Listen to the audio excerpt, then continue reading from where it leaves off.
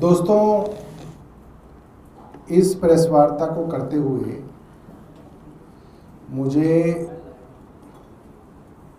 सवर्ण समाज के अधीन अधिकतर मीडिया से पूरी उम्मीद है कि वो इस मुद्दे को बिल्कुल नहीं दिखाएगा।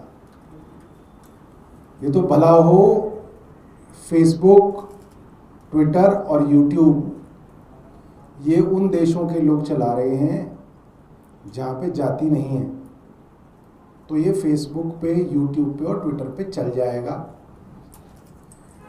वरना जिस तरीके से कुछ तथाकथित अगड़ी कहलाने वाली जातियों का कब्जा मीडिया संस्थानों पर है,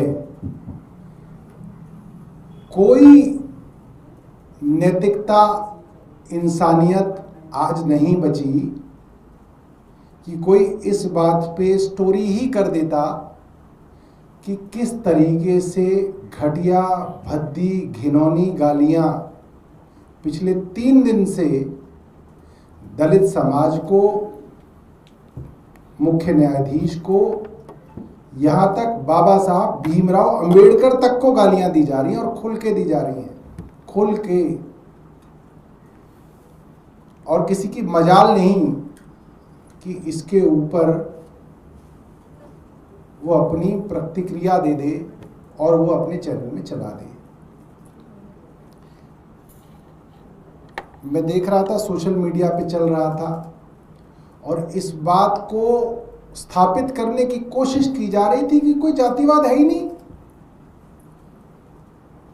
वही लोग जो जातिवादी हिंसा की बात कर रहे हैं, जातिवादी गालियां दे रहे हैं, वही लोग लिख रहे हैं कि कोई जातिवाद हिंदुस्तान में है ही नहीं है, जबरदस्ती की बात है। और फिर कह रहे हैं हम ब्राह्मण हैं, हम सबसे श्रेष्ठ, ये भी कह रहे हैं। और कह रहे हैं कि जातिवाद हिंदुस्तान में है नहीं। तो दोस्तों, जीता जागता उदाहरण जातिवाद का हमारे समाज में एक मुख्य न्यायाधीश को जूता मारा जाना और फिर उसके बारे में सोशल मीडिया पर जहर फैलना, ये तो एक था। और दूसरा, हरियाणा के दलित आईपीएस अधिकारी का वर्षों तक इतना शोषण होना, इतना उनको उनकी जाति को लेकर प्रताड़ित करना कि वो आदमी अपने आप को गोली मार के अपनी आत्महत्या कर लेता है। कई जगह लिखा जा रहा था कि तो झूठी कंप्लेंट करते हैं साहब, ये तो SC/ST एक्ट का झूठा फायदा उठाया जा रहा है। मुझे लगता है कि कोई झूठी कंप्लेंट तो कर सकता है, ऐसे उदाहरण हो सकते हैं, मगर कोई झूठी कंप्लेंट करते करते इतना परेशान हो जाए कि वो खुद को ही गोली मार दे, ये संभव नहीं है। मुझे लगता है कि ये बात तो माननी पड़ेगी, उन घोर जातिवादी लोगों को भी माननी पड़ेगी जो पूरे दिन अंबेडकर को गाली दे रहे हैं कि जातिवाद तो पूरा है और जिंदा है। और वो लोग जो दिन रात नफरत फैला रहे हैं, दिन रात कभी धर्म के नाम पे नफरत फैला रहे हैं, कभी भाषा के नाम पे नफरत फैला रहे हैं, कभी राज्य के नाम पे नफरत फैला रहे हैं, कभी रंग के नाम पे नफरत फैला रहे हैं और कभी जाति के नाम पे नफरत फैला रहे हैं। उन लोगों को ये सोचना पड़ेगा, इस नफरत को आप कितना फैलाओगे और इस देश को आप कहां ले जाके छोड़ोगे? क्या इस नफरत का कोई अंत है? कुछ सोशल मीडिया हैंडल्स को तो पैसा दिया जाता है, उनको बाकायदा पैसा देके नफरत फैलाई जाती है। उनका तो काम है, उनके तो बीवी बच्चे मर जाएंगे अगर वो नफरती रोज ट्वीट और पोस्ट नहीं डालेंगे। उनका तो रोजी रोटी है नफरत फैलाना। मगर वो लोग जो उन ट्वीट्स को रीट्वीट कर रहे हैं, जो लोग उन पोस्ट को लाइक कर रहे हैं, शेयर कर रहे हैं, उन लोगों को सोचना चाहिए कि आज आपने इस देश को कहां पहुंचा दिया। एक आईपीएस अधिकारी जिसकी पत्नी आईएएस अधिकारी है हरियाणा में, और कोई दूर दराज का नहीं, हरियाणा का मामला है, वहां पे एक आईपीएस अधिकारी को मंदिर में नहीं घुसने दिया जाता। वो मंदिर में घुस जाता है और मंदिर में चला जाता है, अम्बाला के थाने में मंदिर बनाया जाता है, उस चीज़ के लिए उसका उत्पीड़न शुरू होता है और वो उत्पीड़न इतना चलता है, वो सबको कंप्लेंट करता है, चीफ सेक्रेटरी को कंप्लेंट करता है, डीजीपी को कंप्लेंट करता है, तमाम अपने अधिकारियों को कंप्लेंट करता है और उसकी कंप्लेंट्स पर कार्रवाई नहीं होती। अंततः उसको ही एक झूठे मामले में फंसाने का पूरा षड्यंत्र बनाया जाता है और फिर वो खुद को गोली मार देता है और 8 पेज का सुसाइड नोट छोड़ के जाता है, 8 पेज का, जिसके अंदर वो एक एक अफसर के बारे में, अपने विभाग के 15 अफसरों का नाम उसने उसमें लिखा है, अलग अलग जातियों का है। वही जातियां हैं जिनके पास आज देश के सभी बड़े बड़े संसाधन हैं, बड़े बड़े टीवी चैनल्स हैं, बड़े बड़े अखबार चलाती हैं वो जातियां। तो उन जातियों से तो उम्मीद ही नहीं है और उन टीवी चैनल्स और उन संस्थानों से उम्मीद नहीं है कि वो इसके ऊपर कुछ करेंगे। मगर जो भी लोग इस प्रेस वार्ता को यूट्यूब से, ट्विटर से, एक्स से, फेसबुक से आदि से देखेंगे, उन लोगों को सोचना चाहिए कि ये नफरत फैलाने वाले लोग कब जाके थमेंगे, क्योंकि नफरत तो फैलती जा रही है। इतनी नफरत, इतनी घृणा इस देश में जब अंग्रेज थे तब अंग्रेजों से भी नहीं थी इतनी नफरत और इतनी घृणा। तो जितनी नफरत और घृणा आज इस देश में अपने देश के नागरिकों के प्रति फैलाई जा रही है और सरकार मौन है, केंद्र सरकार मौन है, चुप है।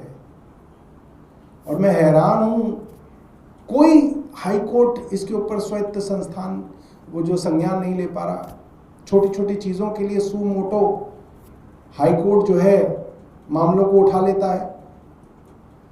कुत्ता काटने तक का मामला मुख्य न्यायाधीश या न्यायाधीश सुप्रीम कोर्ट के थे जिन्होंने स्वायत्त संज्ञान ले लिया था अखबार में छपी खबर का। मगर शायद देश के दलित अब कुत्तों से भी गए गुजरे, ऐसा लग रहा है कि इस देश में कुत्तों तक की सुनवाई हो रही है। सुप्रीम कोर्ट के न्यायाधीश कुत्तों के मामले में संज्ञान ले पा रहे हैं। कुत्तों के लिए उनके दिल में जो है आज दर्द है, सहानुभूति है कि हाय इनके लिए क्या किया जाए, मगर देश के दलितों के लिए नहीं है। किसी को सुनाई नहीं दे रहा, किसी को दिखाई नहीं दे रहा। और फिर यही लोग जब पार्टियों में जाएंगे तो कहते हैं कहाँ है जातिवाद? कहीं जातिवाद नहीं है, वी आर ऑल इक्वल। बहुत बुरे हालात हैं दोस्तों इस देश के, और 11 साल के भारतीय जनता पार्टी के शासन ने इस देश को जहां पहुंचाया है, मुझे नहीं लगता इसकी भरपाई दशकों तक हो पाएगी। बहुत बहुत धन्यवाद। सीजीआई पर जिसने जूता फेंकने का काम किया वो तो दावा कर रहा है खुद दलित है। तो ये किसने कहा कि दलित जूता नहीं मार सकता?